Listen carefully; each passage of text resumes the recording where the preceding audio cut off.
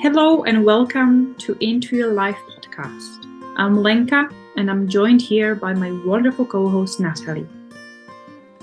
Hi, we invite you to join our weekly conversations about finding more life in one's life. Well, what does it actually mean? We have discussions with guests about ways to live happier, healthier, and more fulfilling lives, both personally and professionally. That sounds great. Let's go. Hi there. I'm going to jump straight in and introduce today's interesting, incredible, wonderful guest. We have Barry Drew with us here, and he's a performance and transformational coach, but also a shaman. And the last bit is the thing that I'm personally more intrigued by. And we'll see where the conversation goes, but let me give you a little bit of a background to Barry. He worked with people who are ready to transform their life from within. He helps his clients shift their internal perception and focus to overcome and grow from their challenges, which sounds like all of us, like we all need it at some point. But I'm curious to see what methods Barry's using, what are his modality, how did he get into not being only a coach, but a shaman, and everything that comes into his work with his clients, but also his work on himself. So, hi, Barry, welcome. Good to have you here. Hi, Lenka. Thanks very much for the invite. Delighted to be here and looking forward to our conversation here today.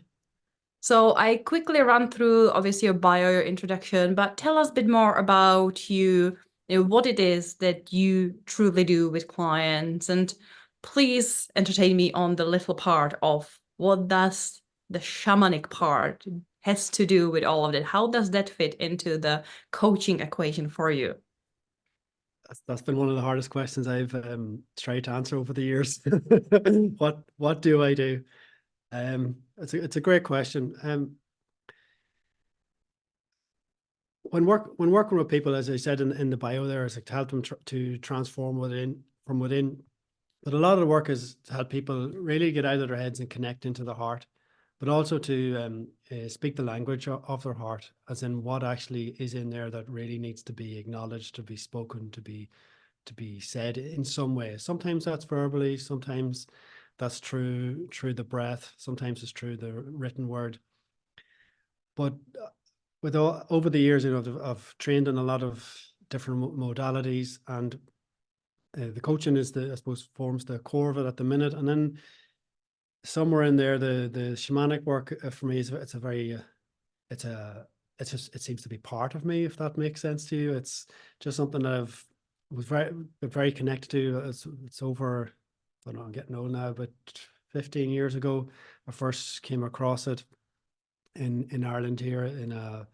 There's a centre called Dunderry Park, and I just went to an introductory weekend, and it's one of those things, all the cliche things, it just spoke to me as something that was very, very, I don't think it came natural to me, but I was very natural with it.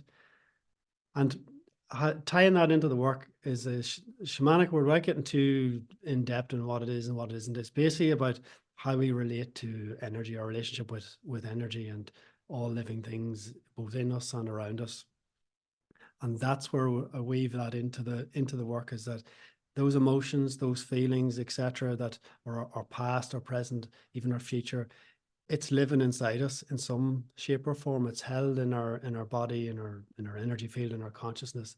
And it's really bringing people to a space and creating a space where they can acknowledge and connect to that.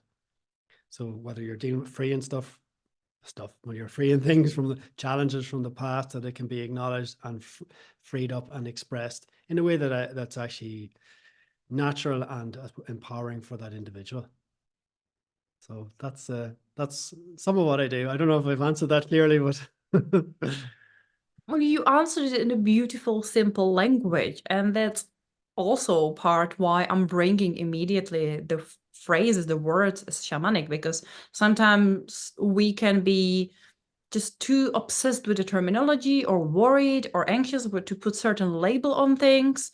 And when you explain it the way you explained it in very simple terms, it makes so much difference and it really makes so much more sense. some people do prefer, we can then start throwing in more of the terminology. We can talk about, the depth of some of the modalities or the specificities of, I know that you work with family constellations, you bring in some of the drumming meditations and all of that. But I loved how you just described it in such a simple terms. And obviously your journey that you had into it, of just discovering it and exploring. So thank you so much. It really resonated with me. Thank you. I'll definitely have to listen to recording because I'm going to steal that from my own marketing.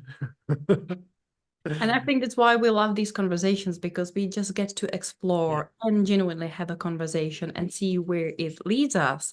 So tell me a little bit more about who will be the clients that come to you. What is the people that you help with? Some examples of the work, the process, like take us on a journey of, what it is that you do in daily basis, because we know now the big picture. How does it work in practice? Well, unfortunately, not most people who come are stuck or frustrated or experiencing some form of challenge in some way, whether that's stuck in personally, career, business, relationship, or even obviously simply within themselves. But a lot of the time is identifying whatever they come with isn't always actually what it is that they either want to or need to work with to help them grow. So although we're looking at things, those challenges, and taking a look at perhaps what those things in the past that are creating the pain or the suffering in their life, it's very much focused on growth. So when working with people, the first step is actually just to start or to help them identify where are they at within themselves, the truth of where they're at, and also, as best we can in the moment, the truth of actually what it is that they want. And it can be very, having been and still be a client for my own stuff at times, that it's such a simple question, what do you want and where are you at and what's the truth? It's also quite, it can also be quite challenging, frustrating. But once we move with or go with that, it's also quite liberating without changing anything, just really acknowledging. And that's, if I was to give the work that I do or facilitate the one word is acknowledgement, because that's really essentially what is calling as it is, whether that's mentally, emotionally, physically, whether it's with their finances, relationships, etc. Acknowledging the truth of where you're at, what you're feeling, what you're thinking, what's actually happening, because it's actually the only true place you can start to really grow in earnest. And I'm after forgetting the question you asked, but That's okay. I like that, the word acknowledgement, because we often talk about awareness, that, to progress with anything, we need to bring in awareness. And often where we end up here with our guests is in the place of allowing, giving this permission. And I think that you described it really nicely, that for us to be able to start any kind of work, to embark on this journey and to progress and to grow and to overcome some challenges and to go on through this transformation, we need to really acknowledge to where we are and to allow ourselves to really think and connect to where we want to go. Mhm. And a lot of it, as you said, kind of could be because we're held back by something in our past. We all have past. We all been through stuff. We all have, things happening, and we can talk about trauma all day long. But that's not to say where we want to go today. But I am intrigued by the working with, our past and our connections and our family. And I mentioned, I know that you do work with family constellations. Would you mind touching on that area specifically, what it is, how it works, where its true power and magic lies in your experience? Well, that's another topic that I absolutely love. I think, like anything, everybody has their own way of working with any model. So family constellations, for me personally, it's like modern day shamanism, because it's all about energy anyway. It's about the unconscious. I'm back using that word, acknowledgement, acknowledging what is, what's there, as simple and as complicated as that can sound. But it's not, none of the work is intellectual. It's nothing to do with IQ. It's EQ. It's even deeper than that. It's really going in on the soul, a soul level, or that energetic level, to acknowledge what's there, because within the family constellations or family systems model, everything is given a rightful place to belong. Everything must be acknowledged in order for health, harmony, flow to be present. And when it's not, that's when, like, for people, that's when, I don't know, disharmony, but that's when challenges, etc., can present themselves in people's life. And it's just taking a look at what could be behind the scenes. And within the family constellation model, like, you can do it on a one-to-one basis, but you can do it in a group. So it's the same work, just slightly different. Within the group itself, let's say, for instance, if we're working with you, for your piece of work, we'd ask people to ask others present to represent either the people or the places, etc., that you want to, that are linked to that area you want to work on. And this is I think it's magic, but it's also, to the mind, it can also seem a little bit mental, even though I've been doing it many, many years, that when those people stand up, it's not actually role playing. Actually, they will embody the energy physically of actually what could be going on for that person or that situation. So you become the witness or the observer of actually what's actually going on behind the scenes on a soul level, so to speak, or an unconscious level. And that's where the real acknowledgement gets to take place. And as a facilitator of that, then, excuse me, you can see what's available, and you see what shifts, what changes available within that system. But so basically, family constellation model is really just about balancing the equation of the past, the present, and the future. So if there's been anything in the past, ancestrally, etc., whether it's relationships, land, money, health, or people who have been wronged, that whole ancestral line, every system, every organization, every family is always seeking to be balanced, like in the present.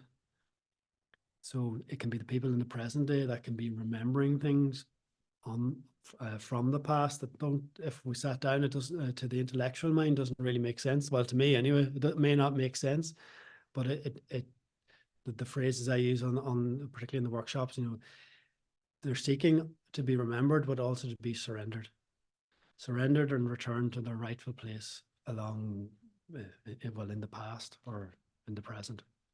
And that goes the same for any pain or any challenge. It needs to be given its rightful place, because that's where it belongs. And from that place, going back to starting, we can only grow from where we're truly at. From that place, when we give pain a place, whatever that pain is, that's when that true transformation, so to speak, can really begin to grow and begin to percolate and filter out into a person's life. So I hope I've done that justice.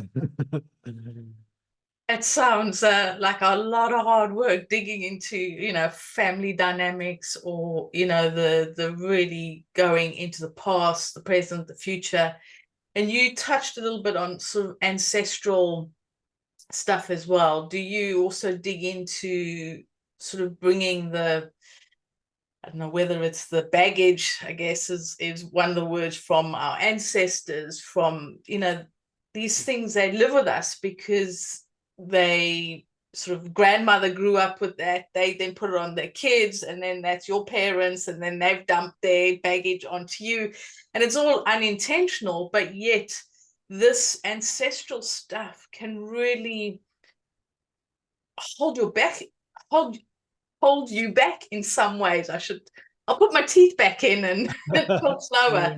I think I'm getting really excited about this, because this is something that I have been experiencing personally in my family dynamics and things that have been going on, and I'm realizing that a lot of stuff, for better word, I do like the word stuff, but it's stuff is being carried from my grandparents, from even from my great grandparents, and how we almost have pay the consequences for it if it's not dealt with, if it's not sorted out or acknowledged, or just, and you use the word acknowledged, and it's finding a way to, how can this that comes from 100 years ago, 50 years ago, 40 years ago, or from our parents, from our grandparents, how can we acknowledge it and almost give it back when the people are not there anymore to deal with it? And how do we know it's their baggage and not our baggage? And this is where I'm sort of sitting at the moment, and I have noticed quite a few things that have come from my grandmother that have been passed down to my mother, which have impacted my life, and it's finding a way to detangle it from my stuff to my mother's stuff to my grandmother's stuff. So it's really interesting how you are bringing that in or talking about it. Is this something that you also help people with, this detangling of history, I guess? Yes. That's the long and the short answer. Yes. But this is only my approach within that family constellations model. When I'm using that, I only work with what presents itself. Yes, we can take a look, and you can dig to a degree. Within that, what am I trying to say is that, look, in the past, I can only speak from my own personal experience, sometimes we can get so caught up with the past that we actually forget to live in the present and actually move forward at the same time. So within ancestral work, like there's always going to be something, there's always going to be something there. So whatever presents itself, whether it's from the past, whether it's from the recent past or generational, that's what we can deal with. Like that's what within the workshops and on the one-to-one, that's what we take a look at and deal with on the day. Because if you come back the next day or even later that day, something else could present itself. But whatever presents itself in that moment is part of that, is detangling or unentangling process that can help free us from being unstuck, and the things that have been, as you said, been passed down, whether it's consciously or unconsciously. Like I think it's a consequence of being alive, is that things are going to be passed down. It's impossible to not have anything. Well, maybe I'm going to contradict myself, unless we're ascended masters or something like that. But the consequence of being alive, things are going to be passed down. But it's back to that, remembering and surrendering, so we can take our place in the present day, but also remember and acknowledge all those who've come before us, and taking our rightful place, not as in there is our right place, our rightful place in our mind, in our body, in our heart, in our life, and in our family, and on our ancestral line. And that does something that can fill us up from within, with this, with the juice, with the energy, with the nurturance needed to move forward and live a quote unquote successful and fulfilling life, whatever that means for obviously each individual. And as the story goes, once you're on this journey, it's a never-ending journey. It's a constant change and constant learnings and constant finding out new stuff, realizing, and it's just a constant journey that never ends. And like you said, it can change from one day to the next on what is having an impact, and what needs working, and what you can ignore. And like you said earlier, it's not necessarily consciously focusing on ancestral stuff, but sometimes it does come up and just kick you in the butt when you least expect it. Yeah. And then you've got to deal with it. But one of the things that you also work with is this shamanism. And we have had episodes and guests talking a little bit about shamanism, and there are different modules or varieties, or I'm not quite sure what the word is. Can you share with us the journey you've taken and why you've been attracted to the particular shamanism that you're attracted to? Where does it come from? What does it embody? Just to start to distinguish the differences and just different ways of experiencing shamanism. This is a great question. Most of which I don't know if I have the answer. As I said earlier, years ago, I actually came home one day from college, and in my home house there was a pamphlet about this introductory workshop to shamanism in Dundee with a guy called Martin Duffy, and it was like it was love at first sight. Literally, for some reason, I said, "I'm going." Like, you know, I'm going to this, and I was a student at the time, so I didn't really have much money. You know, I had money for alcohol, not necessarily for all this, but I decided I was going to go, and I went, and it was I loved it. It was an introduction to different techniques, and you know, the drumming meditation can be called a journey, like to go on a journey, and the different ways of doing that, and experiencing energy and our interaction and relationship with nature. Shamanism is very much linked to, well, to nature. Like our nature is is the best medicine. Nature is our healer. Mother Nature, Mother Earth is here to help to support us, and not always in the way that we actually like, but definitely in the way that we need. And from that,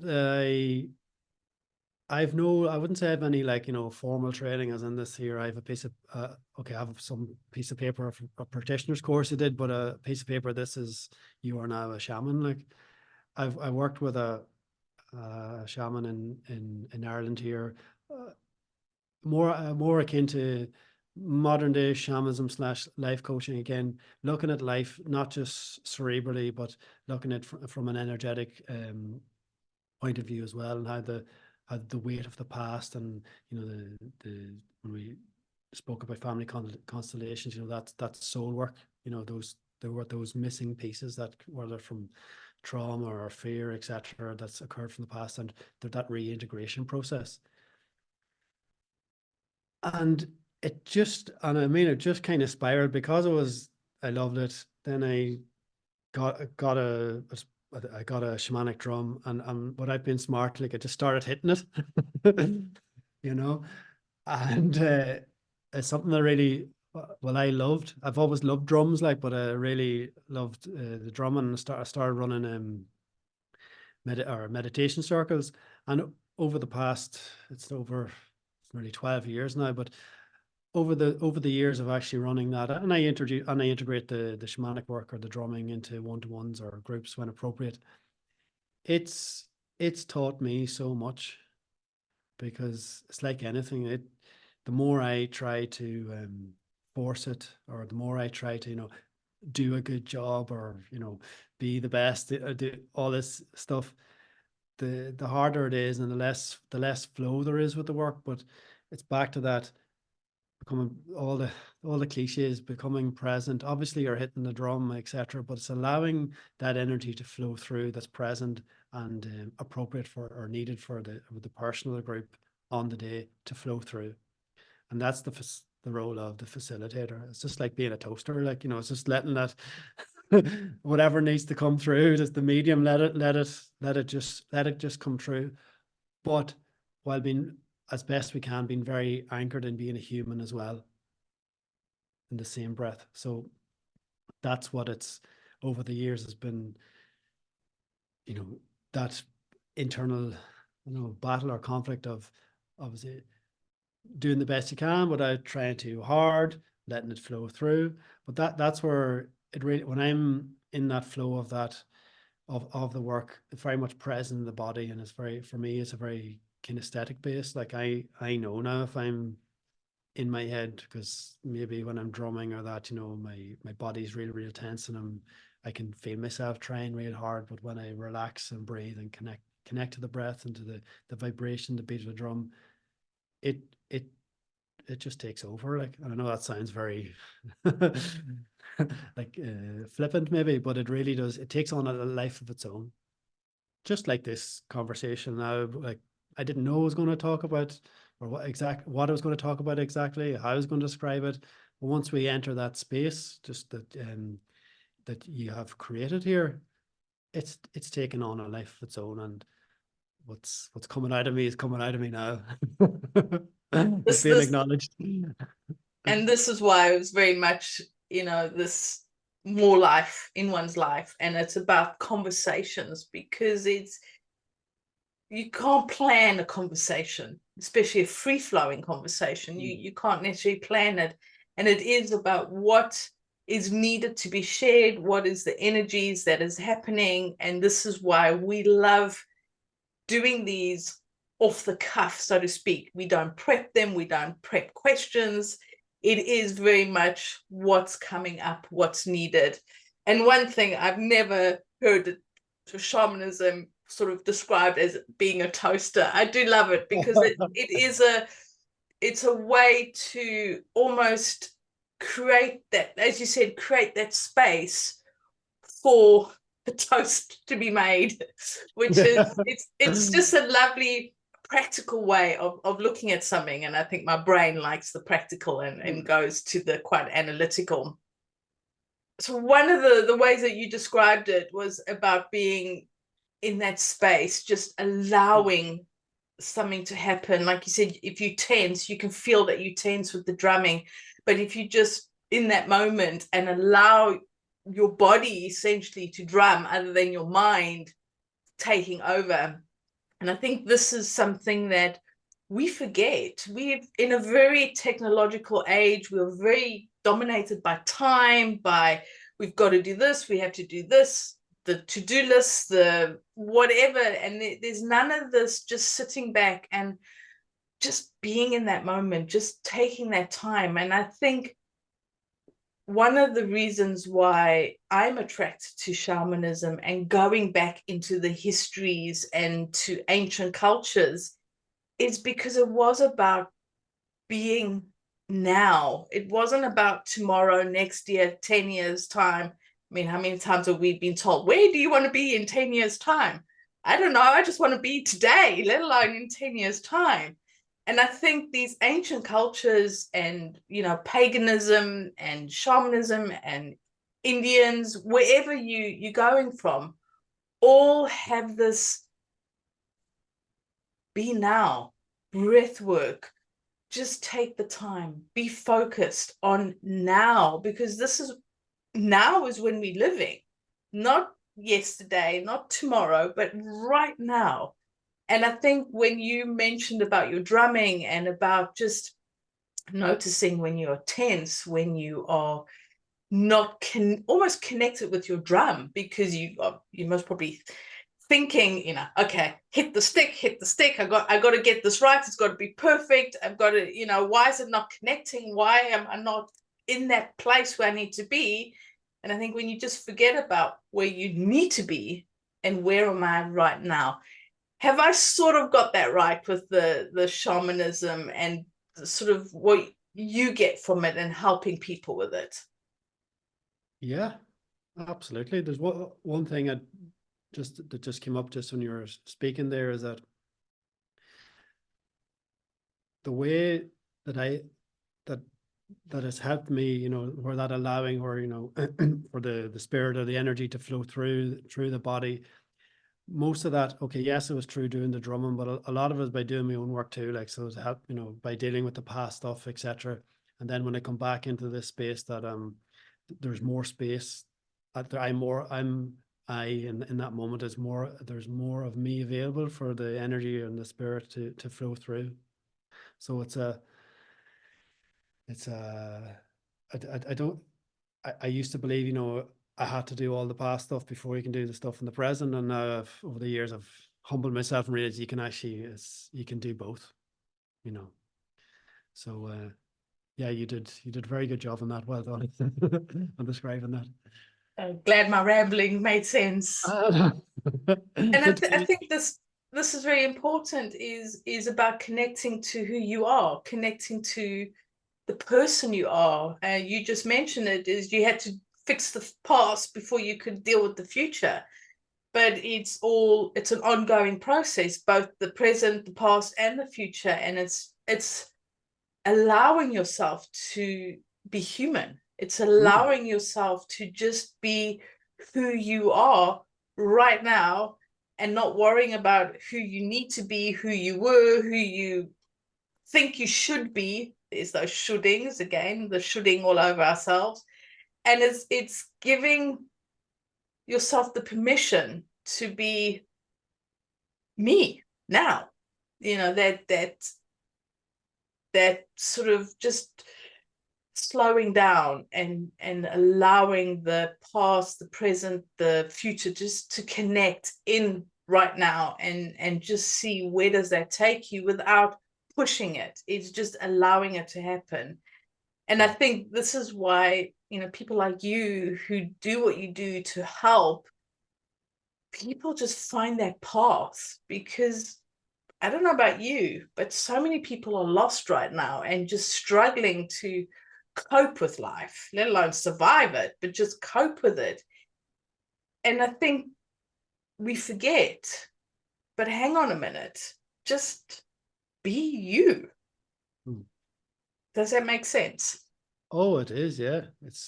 It all makes sense. It's just that, I can only speak for me personally, being that's the challenge, isn't it? That can be one of the greatest challenges. Just to be yourself can be a challenge, especially if over the years you've built up an identity that's not you, but you think it's you. So that's definitely been my challenge over the years, and even with client work, etc. It can be a challenge for people, like, literally giving themselves permission to be themselves. So, yeah, completely agree. And in my experience, kind of this topic has been a big challenge for me as well, to kind of find this balance or understand this, what seemed like disconnect between I need to love myself and be happy with myself and satisfied with myself as I am right now, and yet I want to be better and grow and improve and change and evolve. And this kind of accepting and figuring out how to click in place the fact that I can be both, to be good enough and perfect and worthy and all the affirmations that a lot of us need right here, right now, just as I am. And that doesn't take away the fact that I want to be better tomorrow and I want to grow, I want to learn. But the fact that I want to learn and grow and improve doesn't mean that I'm not good enough right now.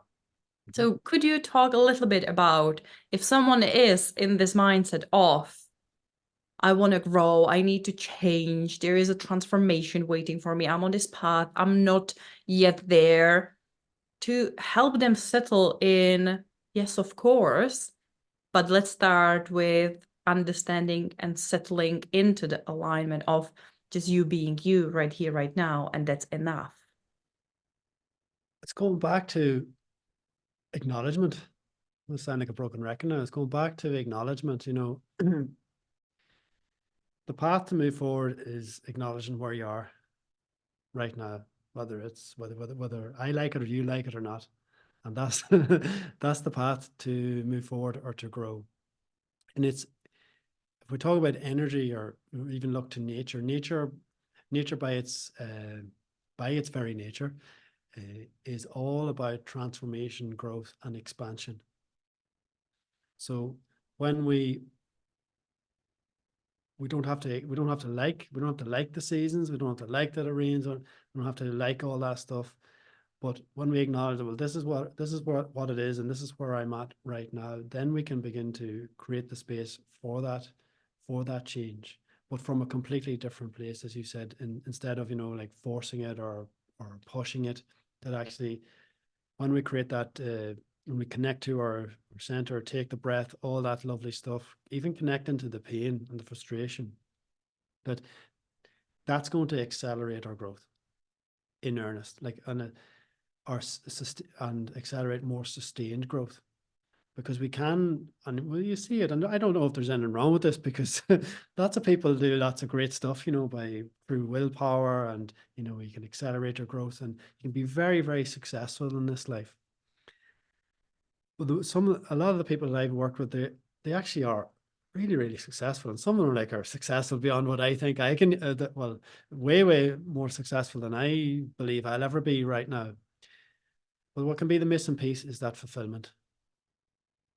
And that's, you know, as Tony Robbins would say, you know, success without fulfillment is the same as failure. Like, and that can be a lot of time the people that are really, really lost, because they've ticked all the boxes, they've done all the quote unquote the right things. Everyone's fantastic, but there's that empty feeling or missing piece, or not feeling enough within themselves. But again, you can do both. You can fill yourself up with what it is that you need, in whatever way that actually sustains you. I don't believe it has to be, you know, come to me, or do you need to do shamanic work, or you need to do family constellations. It's a way that fills that person up is the best way. So whatever works best is the best way. And that's when true growth and transformation, etc., becomes more available, because you're doing the exact same thing, but just from a different space within. So we can different focus, different feelings, different creativity, different actions, etc. Even different down to the relationship we have, and the nature and dynamics of them, and even who they're with. It's interesting because lots of the things that you're talking about almost give me the feeling that you need to step outside of your comfort zone. You need to do things differently on this journey of exploration. And yet, not everyone will agree that we need to step outside of comfort zone to grow, that we can still grow within our comfort zone. And I'd love to know where you sit on the spectrum of, you know, how much discomfort, how much challenge. On this journey, we know that to change, things need to change. We know that change is often painful, that we don't like change. Even when it's for the better, it's a change and we're resistant to it. And that comes the question of the comfort zone, like whatever we are in, even though it's a current level of pain, that's our comfort zone. And doing anything differently, that means discomfort. So how much do you believe that we need to, you know, do we need to really push ourselves out there, take a big brave step? Like even for you, seeing the flyer for, you know, the shamanic workshop, not having the money or not knowing what it is, there must have been a level of discomfort and something was pulling you towards to give it a try. And yet, you know, somehow you overcame that. So where do you sit on the fact that, you know, there is this thing comfort zone and there's this thing called where don't like change, and yet we know we need to change? Great question. When people come to, when we start talking about this with people, is the things they say they're comfortable with, even if it is pain, like, is it actually comfortable? Is it comfortable in the short term? And is it comfortable in the long term? Because sometimes, not in all areas, but since it depends on what, if they're saying you want to make a change, etc., and it is painful. Okay, it might be painful to change, but it also might be painful to stay the same. So it can be short-term comfort for long-term discomfort versus short-term discomfort for long-term comfort. So again, it's back to, I think a lot for any change, well, not any change, for change, a lot of times how we perceive it and how it's set, how we have set it up, because we fear, we fear most what we don't know, even if what we don't know is everything we've ever wanted in our life. But because we don't know, it's like, oh no. So, but again, it's creating the space to expand that comfort zone, which is safety, like safety within, to explore it and make a conscious decision. Now, sometimes life will allow us to do that, and sometimes life will make the decision for us, like here, you know, whether you're comfortable or uncomfortable or whatever way you're at, this is happening. And then in some very, very painful and like really, really challenging circumstances, you know, I know it's just laughing here, but there are really some really, really uncomfortable things that happen. But then it's again our relationship with that, or how the meaning we're going to give that in both the short term and I think more importantly in the long term. Because that short term reaction is a reaction, and I believe that's a very natural state, because that's part of our human. If we're, you know, being negative or being in a victim mode, none of those are bad, because it's being human in that moment for whatever it is, particularly for like really painful life events. But if it's over time and we're not open or willing to give it a different meaning, all that ends up happening is that actually we'll just end up reliving that same feeling and that same mental and emotional, and even it can impact into our physical state of how we are in our body. And again, some people will stay in that for their own good reasons, and then some people, when it's painful enough, they'll either come and talk to me or go to something else, or see a flyer or talk to a friend, and that's when the change can become more available, when the comfort zone becomes uncomfortable enough.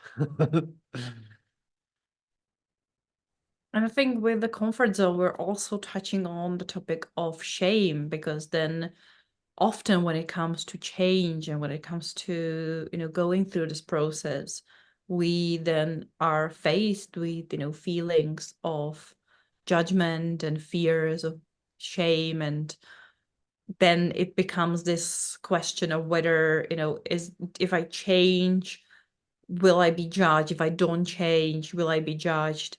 You know, will I feel the pressure, and will I be shamed for changing or for not changing? So is there something that, you know, you would share with our listeners around how to always prepare for the inevitable thoughts and feelings and emotions around judgment and shame coming up to any kind of a transformation change work, and to allow them to again work through it to progress?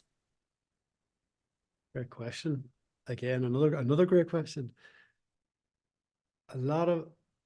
The first thing that's coming to mind is, you know, the intention and purpose for wanting to do it in the first place, and the importance it is to the individual. Like what is what is your why? That a beautiful question that is also another one of those very challenging, beautiful questions. What ultimately is our why? And not our why from our head, but the why from the heart, that whatever that change is that you want to do.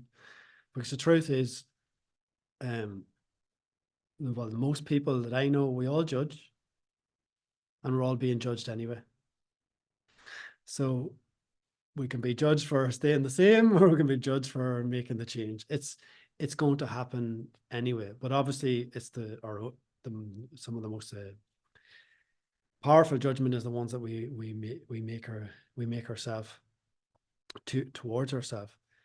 But again, it's coming back, and like another broken record is coming back. You can still acknowledge all that, because that's part of it. You know, get it out for the practical, get it out on paper, or write out, speak it out, all the judgments, all the fears, everything, get it all out. But then also on another piece of paper, you know, your whys and your reasoning for actually choosing, you know, is the difference, making the choice to make that change. And sometimes that's a very powerful place to start. And sometimes it does help, whether it's a friend or a colleague, or just to give a different perspective as well, or to reflect back, even as we're speaking here, just to reflect back, well, what is it? Is this what you're saying? Like, so it can give you a different perspective on what you think, or where you think you are with this, as opposed to where you actually are.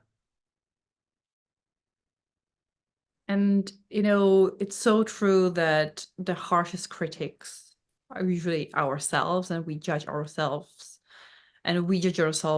because we think that others will judge us and we judge ourselves more harshly. And it gets me to another kind of related topic. It's a fear of failure, because in all of this work, in all of this kind of transformation and change, we always will inevitably come across a failure, the feelings of, what if I fail? Am I a failure? Because from my experience, we are not encouraged, and failure is not celebrated. We're made to fear failure so badly.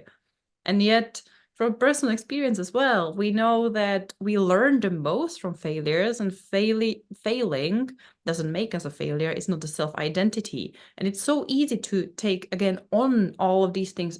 This is our identity. This is who I am, because I made a mistake. I didn't change. I had this judgment. Layer it on as this is who we are, rather than, well, this is a thing I've experienced. This is a thing I've lived through. This is just one step on the path. So do you work also with people in terms of reframing failure, encouraging more failures and making more mistakes as a process towards learning and changing and transformation? Oh, absolutely. Failure is just feedback. Even as to go back to what you're saying about the inner critic and our judgment, that's feedback, and that, from my perspective, that's gold. That's just pure gold. But again, it depends how you engage with it and how you communicate to that voice, or to whatever that sentiment or feeling that's in the body. It's about, and this can be, I do know myself, this can be challenging to do on your own. It's not impossible, it can be done, but it can be challenging. But going back in, like, when we put ourselves in an environment or a space that actually is conducive to creating safety and growth, etc., it can be interpreted in a different way when it's actually listened to and asked what are you really saying, what action, and not only what are you really saying, but actually what do you really need? Because when we're hurt, or when we're wounded in any way, well, it's a layer of protection from actually what's in there in the core. So within the work, I'm speaking to the core, but with the intention of disarming the protection from a place of respect, of course, but that only comes from a place of creating the place of safety first. Yeah, so and then back to feedback. Feedback is just it's all learning. Or sorry, the failure. Sorry, the failures is all learning. And again, how you reframe it is actually failure. No such thing as failure, only feedback. And then it's not all the cliches. Not what's happened. It's what happened. It's what you do with what happened. What meaning are you going to give it? And it's, again, 2 sheets of paper. Well, what you may be familiar with John F. DeMartini, or Dr. DeMartini. Well, what's the downside of that? But equally, what's the upside? So it's not this fake positivity, like, oh, everyone's fantastic. No, well, what is the downside of what happened? But also, what's the upside? What can you learn? What new meaning can you take from this and bring into your life? And that's like the power of failure, because I say to people, I've successfully failed for the past 10, 15 years. Because I definitely I've stumbled and fumbled my way to where I am at the minute. And I think with lots of these, it comes back to the acknowledgement, acceptance, almost exposure therapy, and then the mental inner reframing.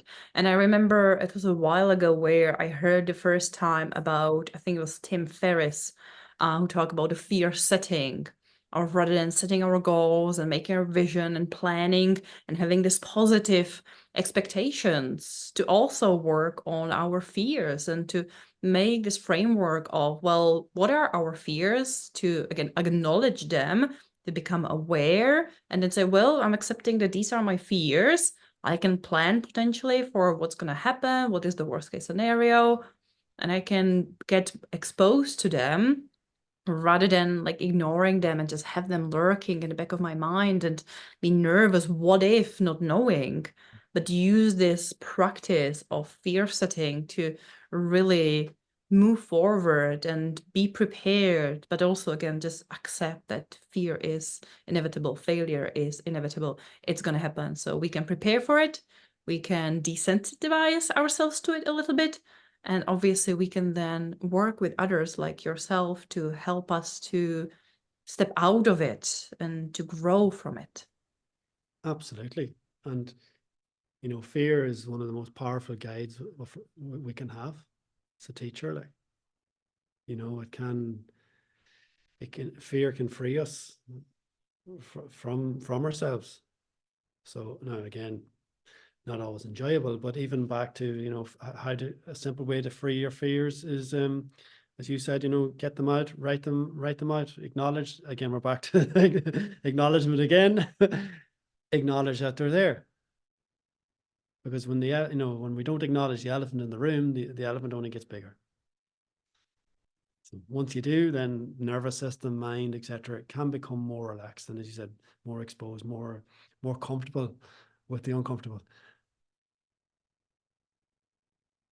There's so much in that. I mean, the comfort zone and fear and judgment and self-judgment or self-critiquing and just dealing with, you know, these human stuff.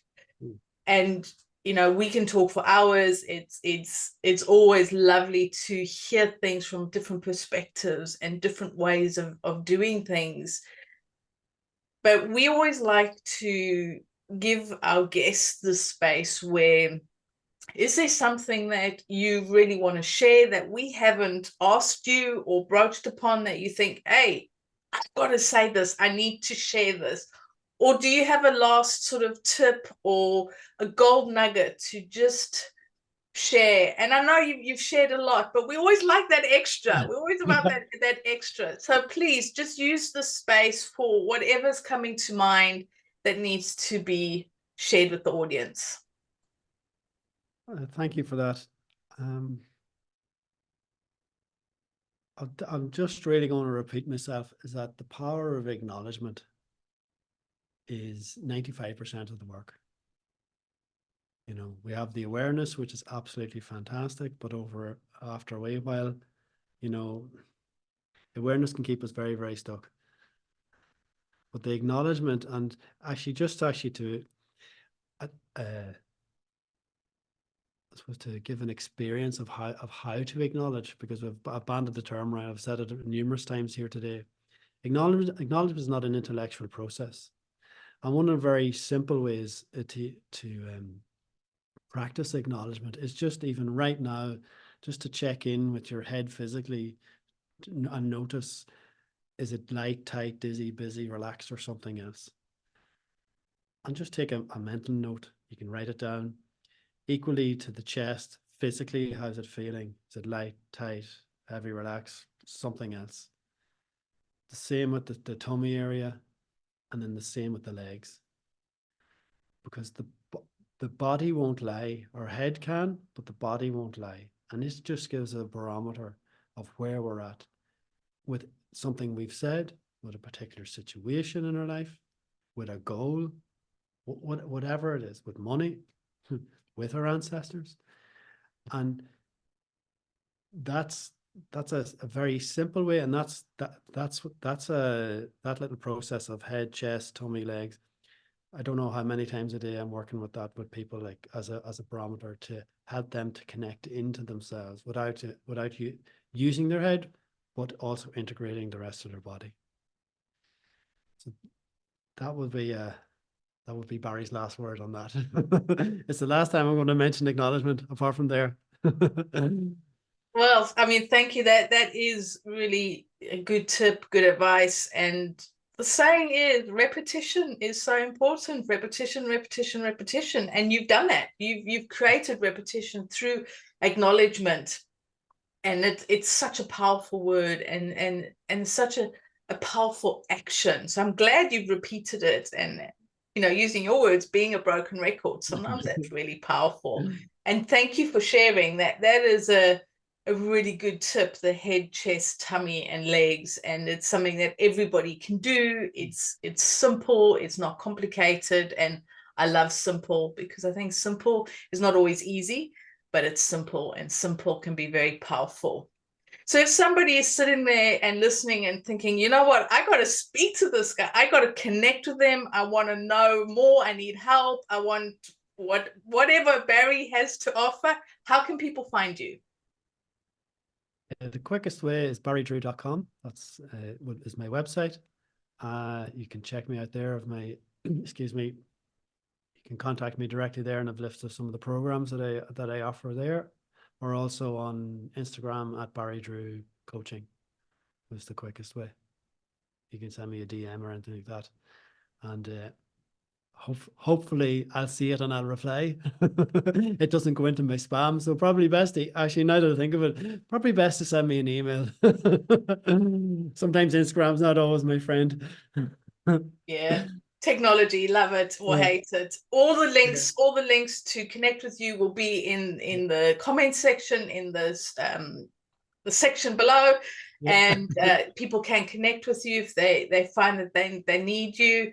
So thank you so much for sharing everything you've shared, bringing your wisdom, bringing your guidance, bringing your gold nuggets that you've shared with us.